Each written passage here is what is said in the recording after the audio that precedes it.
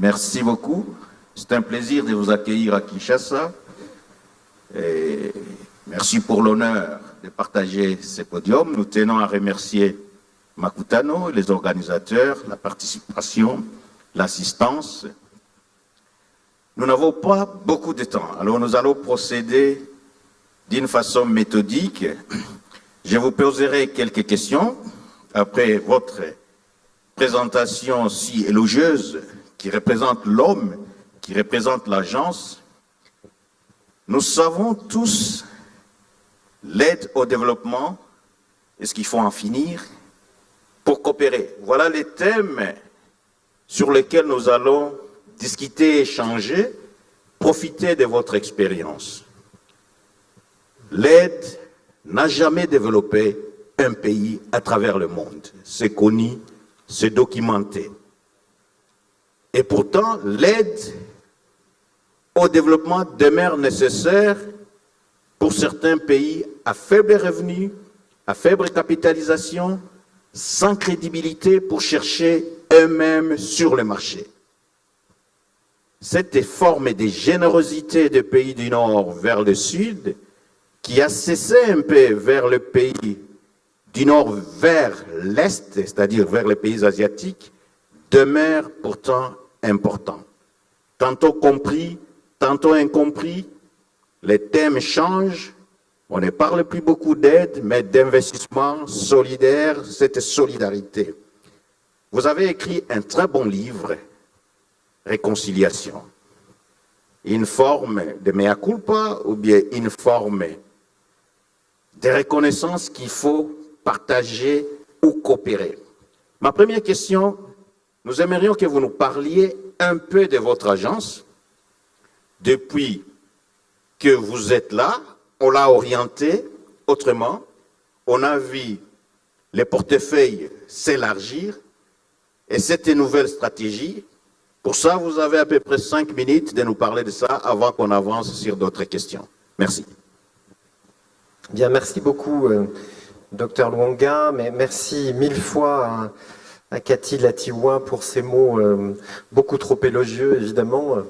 Et merci aussi, bien sûr, à Nicole Soulou et au Forum Makutano pour votre invitation.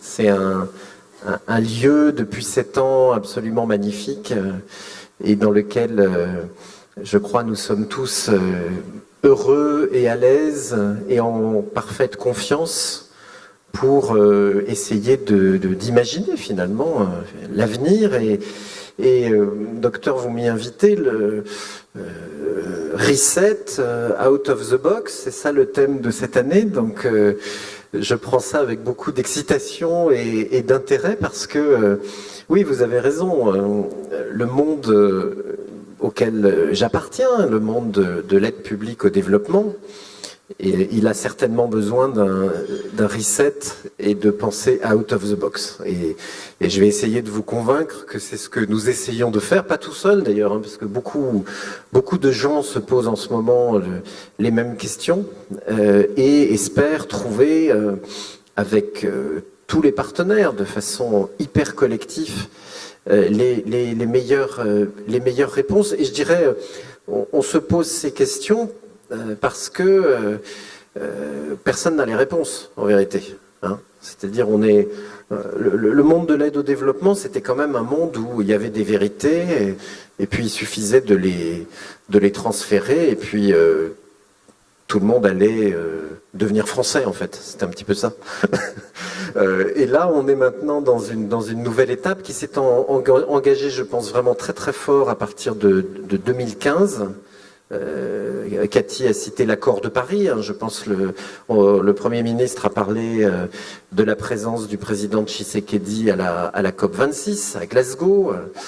Ce sont des lieux, des endroits où on comprend très très fort qu'on vit dans un monde en commun et que finalement investir en République démocratique du Congo, investir en France, investir en Indonésie, investir au Brésil, c'est quand même la même très grande à faire. Et par ailleurs que on ne sait pas bien comment faire. On n'a pas encore toutes les technologies, on n'a pas encore tous les instruments financiers qui vont permettre voilà, de joindre nos forces et de faire face à ces défis communs. L'AFD, on sent ça, nous, très très fort, pour répondre à votre question. Bon, on a fêté nos 80 ans cette semaine. Hein, on est la plus ancienne institution de financement du développement. On n'est pas du tout né à l'époque coloniale, d'ailleurs, hein, on est né de la Deuxième Guerre mondiale. On s'appelait la Caisse centrale de la France libre. Donc c'est cette histoire très belle, hein, très forte, celle du général de Gaulle, et cette histoire où c'est l'Afrique, vous le savez, qui a libéré la France, qui a libéré l'Europe. C'est l'armée d'Afrique, mais c'est aussi des forces financières qui se sont levées et qui se sont d'abord levées en Afrique centrale, bien sûr. J'étais hier de l'autre côté du fleuve, vous savez que Brazzaville était la capitale de la France libre, bien sûr. Et les fondateurs de l'institution que je dirige aujourd'hui, ils sont partis de Londres pour aller à Brazzaville pour créer cette institution. Donc il faut toujours, je dirais, dans les moments où on repense l'avenir, il faut bien sûr, c'est vrai pour toutes les organisations, toutes les sociétés, tous les pays, il faut être très très conscient, précis de sa propre histoire en fait, d'où on vient, et puis aussi de ce qu'on a réussi à faire.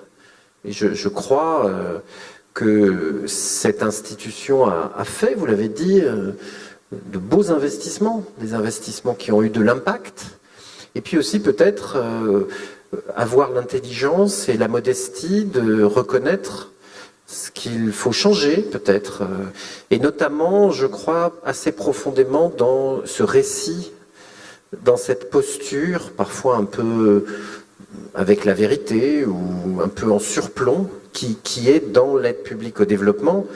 C'est très clairement ce que nous demandent nos autorités politiques. Hein, le président Emmanuel Macron l'a dit très fort dans un discours déjà en novembre 2017 à Ouagadougou, dans l'amphithéâtre ô combien symbolique de Ouagadougou. Il en a parlé à de nombreuses reprises avec ses pairs, y compris le 18 mai dernier dans un grand sommet sur le financement des économies africaines. Il le refera dans quelques semaines probablement à Bruxelles pour le sommet entre l'Union européenne et l'Union africaine. Et puis il a souhaité, ça a été dit il y a quelques semaines à Montpellier, organiser un sommet, une réunion d'un genre nouveau avec les jeunesses africaines, en fait, et qui, vous l'avez peut-être suivi, sont venus l'interpeller, et donc à travers lui nous interpeller notre pays, nos institutions sur qu'est-ce que vous êtes prêts à changer pour les 80 prochaines années, en fait, maintenant qu'on s'est dit un petit peu où on en était.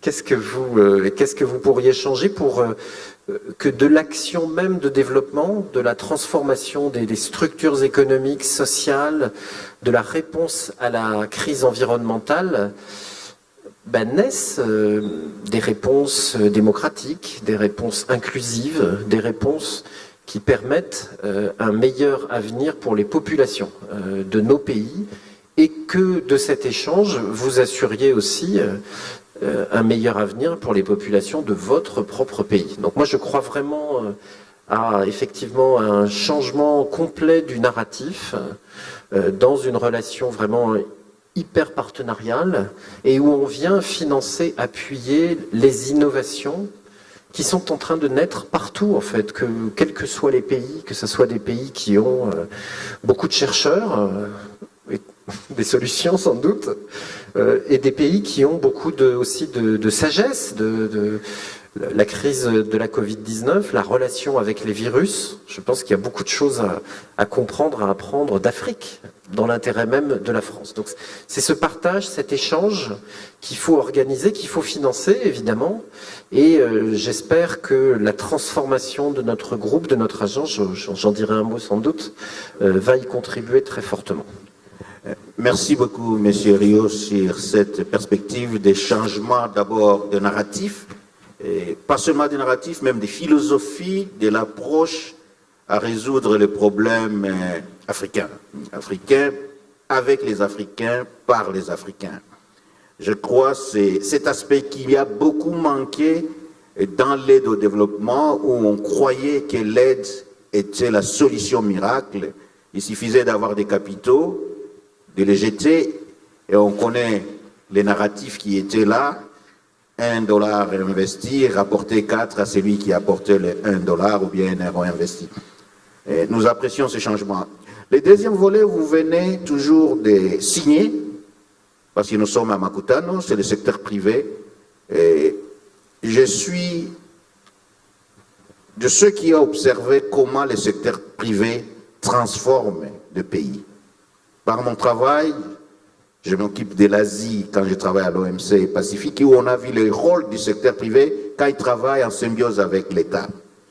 Vous venez de signer un protocole pour accompagner le secteur privé congolais avec la Banque Equity, dont nous remercions. Nous aimerions, si vous pouvez nous parler un peu de cela, d'une façon succincte, comment cela peut aider d'une façon concrète. C'est un exemple concret de ces changements de paradigme, où vous, business to business, l'État avec les hommes d'affaires et les partenaires avec les hommes d'affaires pour changer la donne ici. Deuxième aspect, avant que vous ne voyagiez à ça, c'est cette contradiction d'intérêt qu'on a observée. Cette évolution a évolué. Vous avez les intérêts français qui peuvent être peut-être divergents aux intérêts sur place ici. Comment vous conciliez cela? C'est cela que vous avez appelé peut-être investissement solidaire dans les nouveaux domaines. Alors je me répète, il y a le premier aspect concernant Equity, la manière d'aider d'une façon pragmatique et concrète les opérateurs économiques de la RDC, et puis la réconciliation qui touche les conflits d'intérêts. Et puis nous aurons une dernière question pour vous, pour clôturer. Merci beaucoup. Bon, ça fait pas mal de questions dans la même question, docteur, mais je vais essayer de trouver le fil. Bon, moi et tous mes collègues qui sont dans cette salle avec vous, moi je suis très profondément convaincu de l'incroyable talent, créativité de nos sociétés, j'allais dire. En France, on a vécu longtemps en pensant que l'avenir c'était d'être fonctionnaire. Et puis à un moment, on s'est rendu compte que non, il fallait absolument libérer les forces de création, en particulier de création d'entreprises. Et si vous avez la curiosité de suivre un peu l'évolution de ces sujets en France, on avait créé, d'ailleurs j'ai entendu le Premier ministre parler d'une nouvelle banque publique de développement ici en RDC, j'y reviendrai peut-être. Nous, en 2012, j'étais effectivement auprès du ministre Pierre Moscovici, on a créé une nouvelle institution qui s'appelle BPI France. Et BPI France, son rôle, c'est de venir là où il n'y avait pas de financement, là où il n'y avait pas d'instruments, pour encourager et structurer et inciter fortement à la création d'entreprises. Et puis il ne s'agit pas juste de créer les entreprises, après il faut les accompagner à tous les stades de leur vie. Et puis, vous savez, on dit parfois c'est la vallée de la mort, quoi. C'est-à-dire, il y a des stades où il n'y a plus personne qui accompagne. Et donc là, c'est très important d'avoir des instruments publics qui viennent pas du tout en concurrence avec les instruments privés. Vous avez cité le très beau deal qu'on vient de faire avec notre ami James Mwangi, le CEO d'Equity Bank, qu'on connaît très bien via notre filiale ProParco, pour avoir travaillé avec lui à Nairobi, et qui maintenant a cette ambition panafricaine et vient de s'implanter en RDC. James Mwangi et Equity Bank, ils font du développement aussi. Quand vous voyez l'impact qu'ils arrivent à atteindre avec... Donc c'est pas du tout pour dire le public c'est mieux que le privé. C'est juste qu'il faut bien articuler les outils pour avoir un continuum qui permet d'appuyer fortement les entrepreneurs. Et j'ajoute, on aura l'occasion, je repars demain soir, de le mesurer ici à Kinshasa. Ces entrepreneurs, ils sont dans tous les secteurs. Hein. Je veux dire, il n'y a pas de secteur noble ou de secteur ignoble.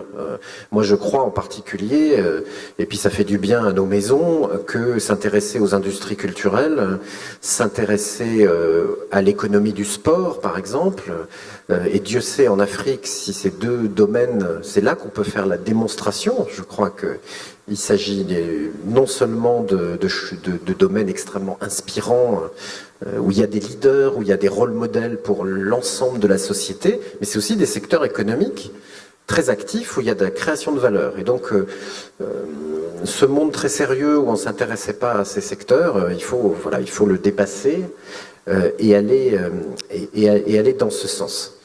Donc là, on a monté une offre qui s'appelle Choose Africa, qui cherche précisément à couvrir l'ensemble du continuum. On le fait évidemment pas tout seul.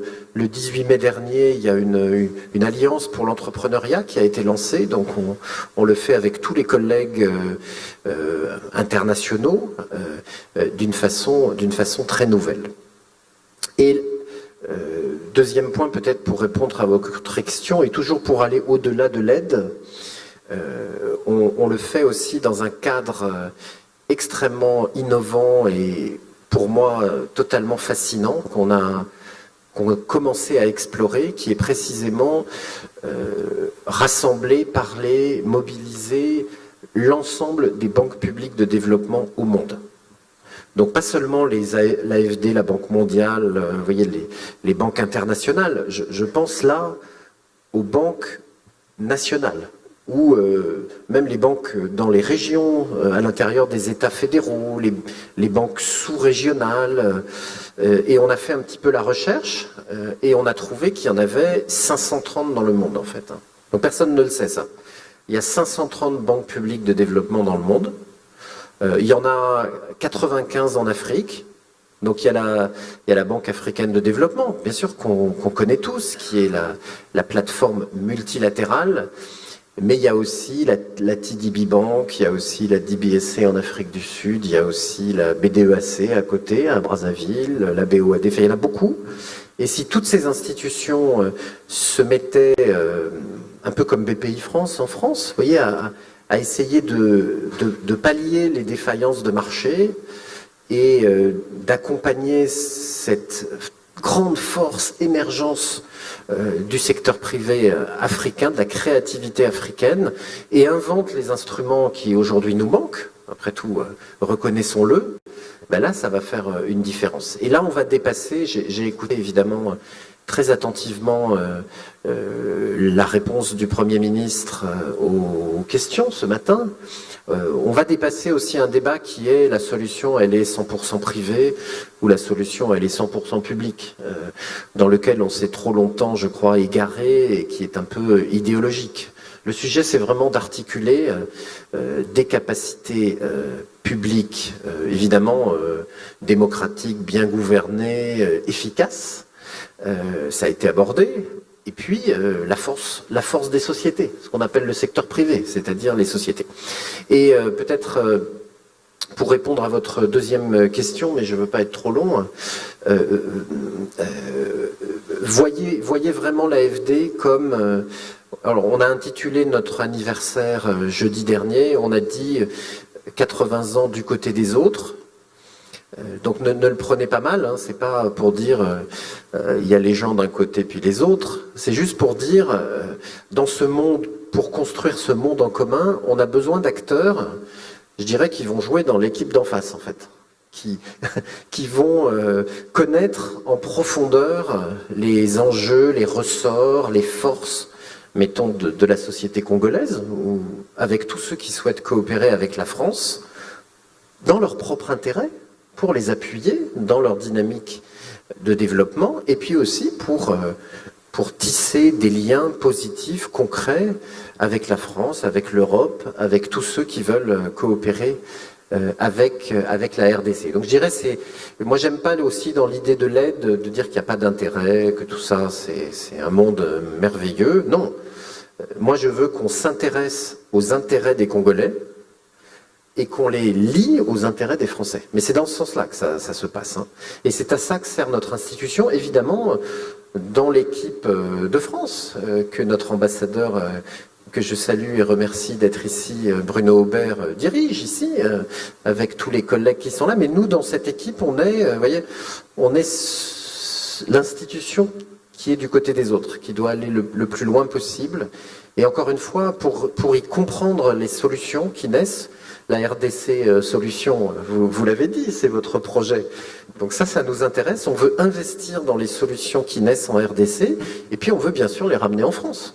On veut les ramener en France dans notre propre intérêt, pour nous inspirer nous-mêmes, et ensuite poursuivre l'échange entre nos deux pays, et je dirais entre tous les pays du monde. Et je reviens à mon affaire de banque publique de développement. C'est à ça que servent les banques publiques, c'est à ça que sert le dialogue, le réseau entre les banques publiques.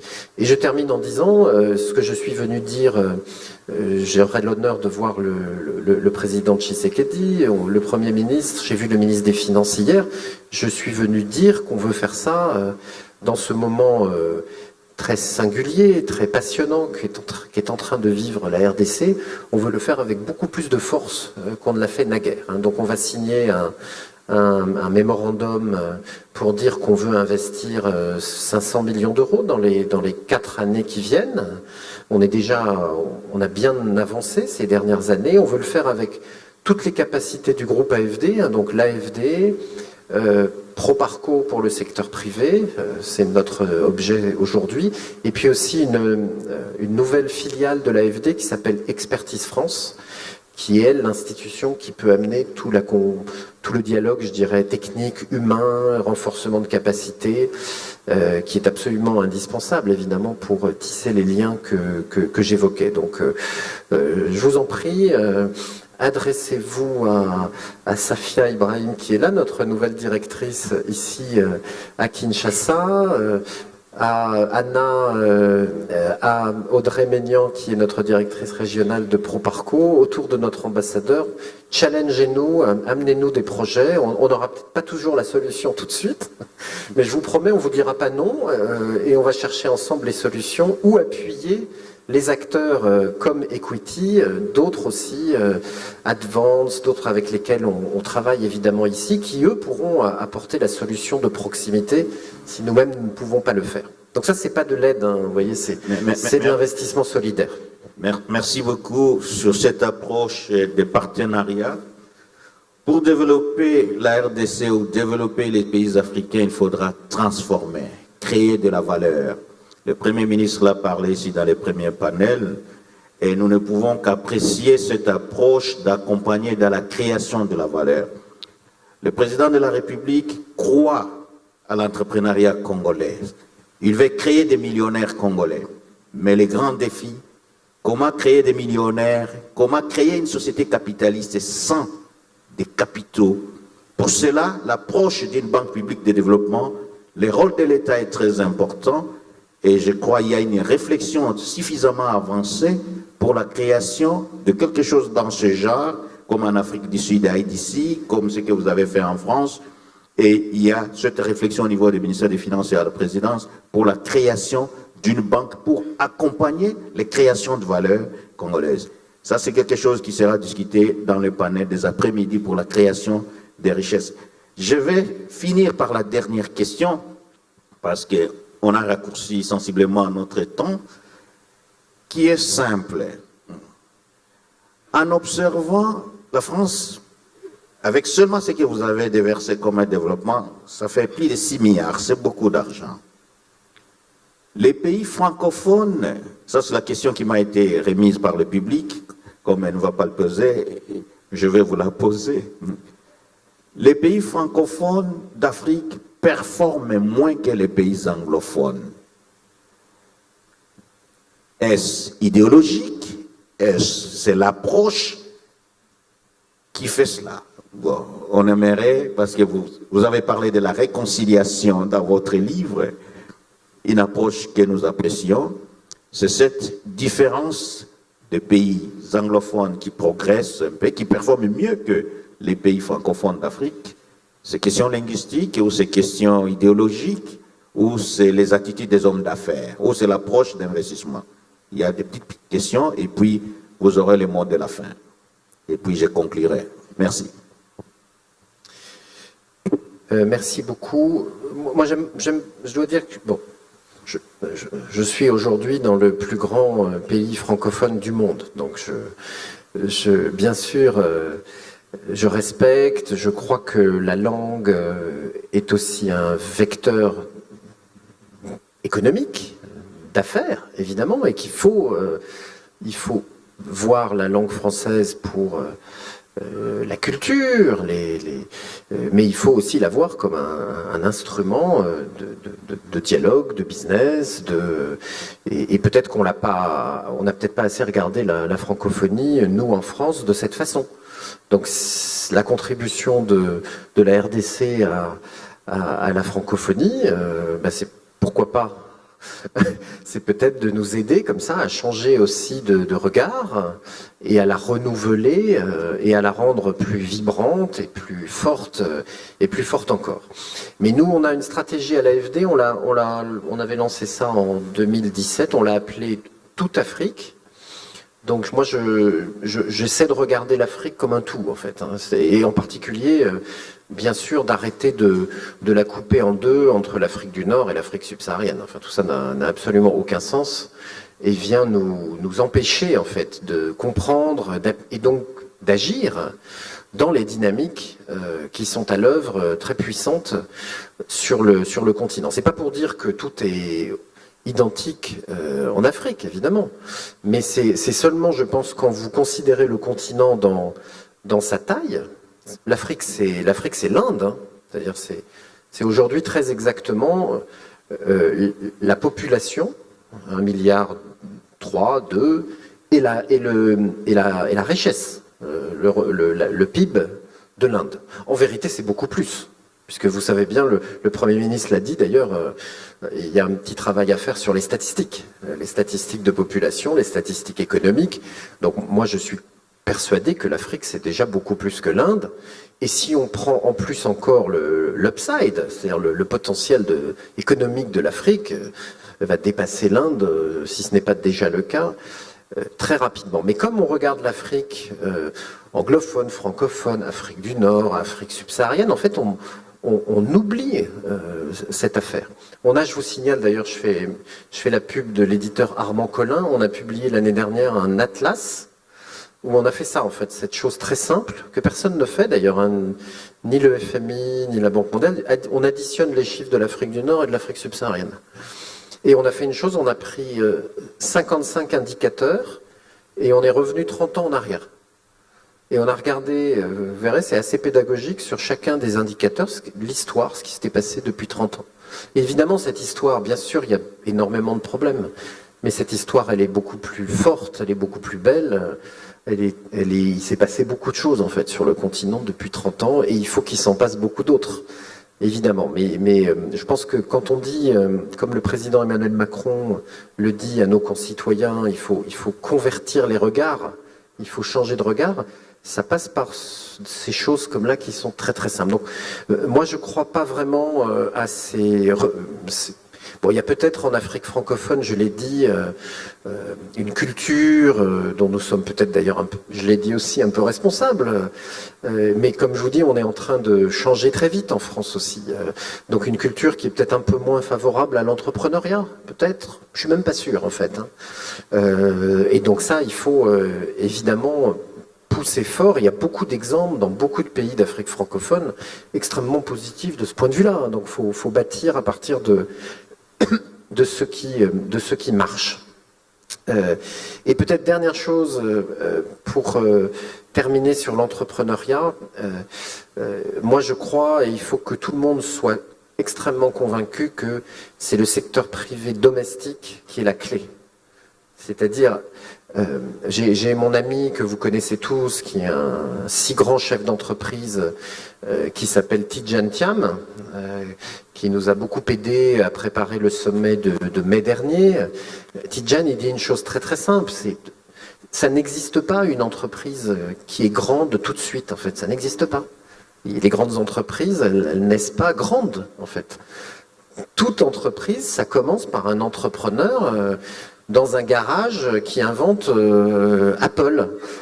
Bon, et donc l'idée que le développement d'un pays peut se faire par l'action de grandes entreprises internationales s'il n'y a pas de secteur privé domestique structuré et puissant, ça n'existe pas. Aucun pays ne s'est développé comme ça. Ça n'existe pas. Pour une raison d'ailleurs extrêmement simple. C'est que une entreprise internationale qui vient dans un pays, alors on a parlé de climat des affaires, bien sûr que c'est très important. Moi je dois dire d'ailleurs à titre personnel, dans cet exercice qu'on doit faire de changer les mots et notre façon de penser, si on pouvait arrêter de dire climat des affaires, je pense qu'on se porterait mieux. Parce que climat, on a l'impression que c'est... il y a des nuages, et puis un jour, il y aura un petit peu de vent. Hein? Il y aura un petit peu de vent, puis tout d'un coup, il fera beau, et puis tout ira bien. Ou alors, il faut entendre le climat comme on doit l'entendre aujourd'hui. C'est-à-dire le climat, ça veut dire, ou plus exactement, le changement climatique, ça veut dire qu'il y a un dérèglement très profond de nos structures économiques, de nos structures publiques, de ceux qui entourent le secteur privé. Donc je sais pas les mots, peut-être vous pourriez les inventer ici au forum Makutano, mais climat, je trouve c'est un petit peu léger comme le climat c'est un petit peu trop léger en fait comme mot, compte tenu de ce dont on parle en fait là. Et donc je termine en disant une grande entreprise internationale qui vient en RDC ou en France ou n'importe où, avant de regarder le climat des affaires, elle regarde une chose, elle regarde est-ce que j'ai un partenaire local? C'est tout. Est-ce que j'ai un partenaire dans mon métier, local, qui va m'accueillir et qui va m'expliquer le marché? Qui va me dire c'est quoi le marché de, je sais pas, de n'importe quel marché, ici en RDC? Parce que sinon je vais faire plein d'erreurs. Je vais pas avoir les bonnes technologies, je vais pas mettre les bons managers, je vais mal gérer mon entreprise. Et du coup, c'est un vrai challenge pour tous les pays. C'est-à-dire, il faut avoir dans les différents secteurs un acteur domestique. Évidemment, il faut qu'il ait quand même une certaine taille, un certain crédit, qui ensuite entre dans de l'investissement international, qui accueille, donc tout ce que vous êtes en train de faire. J'ai entendu le débat sur l'agriculture, j'ai entendu... vous voyez, c'est pas du tout dans une logique... ça commence ici, en fait. Ça commence par les acteurs congolais, leur renforcement, leur structuration, mais dans un monde, évidemment, qui va rester ouvert, dans un monde en commun, où il faut qu'on trouve les solutions tous ensemble. Hein. Donc c'est ça notre vision, c'est ça notre... Et c'est pas qu'une vision, puisque... Derrière, on a les instruments quand même financiers. L'AFD, maintenant, ça a été dit, c'est plus de 12 milliards d'euros par an quand même. Donc c'est devenu... on est à peu près 4000 collègues à l'AFD. Hein, beaucoup d'ailleurs dans les pays. J'irai voir mon équipe demain, beaucoup sont congolais. Enfin, du côté des autres, donc c'est cette capacité-là, je pense, très, très utile, très précieuse, dont on a besoin maintenant pour accompagner le secteur privé. Mais on est un petit peu gêné par tous ces mots d'autrefois, là, encore une fois, être public au développement, il faut qu'on trouve autre chose, un autre vocabulaire, non pas juste pour se faire plaisir et faire de la littérature, mais parce que c'est performatif à un moment. Changer les mots, ça a des conséquences réelles dans la façon dont on agit. Merci beaucoup. Avec ce mot, je crois que le monde a changé beaucoup depuis Covid. Nous avons vu que nous sommes tellement liés que des petites microbes peuvent détruire tout l'environnement économique, toute l'architecture institutionnelle globale et nous amener à réfléchir plus en termes de coopérer, en termes de partenariat. Et bien sûr, l'aide ne sera jamais refusée, c'est une générosité, mais l'Afrique, la RDC a plus besoin de cette coopération, de cet accompagnement dans l'engagement de création et de transformation de valeurs pour un partenariat gagnant-gagnant. Je précise, hein, je n'ai pas dit qu'il n'y avait pas des territoires, des populations, des sujets qui nécessitent absolument des transferts, et des transferts internes dans les pays, évidemment. Et Dieu sait si votre pays est vaste, et riche et divers, mais aussi des transferts et de la générosité internationale. Mais c'est juste qu'il faut qu'on essaye de la mettre maintenant dans un cadre conceptuel plus vaste, en fait. Plus vaste, plus respectueux. Et c'est là qu'on va d'ailleurs, je l'espère, mais je crois que c'est en cours en vérité. Hein. Encore une fois, moi j'étais à Paris en 2015, à l'accord de Paris, donc je mesure année après année ce qui se passe. C'est là qu'on va ouvrir et libérer beaucoup plus de capacités financières, institutionnelles, politiques, à un moment, dans notre coopération. Merci beaucoup. Avec ces quelques mots, je crois nous vous remercions pour cet éclairage et pour le partage de votre expertise et expérience. Et nous tenons à remercier encore les organisateurs pour nous avoir donné cette opportunité de vous écouter. Out of the box, n'est-ce pas? De réfléchir out of the box. Merci beaucoup. Je vais retourner le micro et j'invite M. Rio à se mettre debout.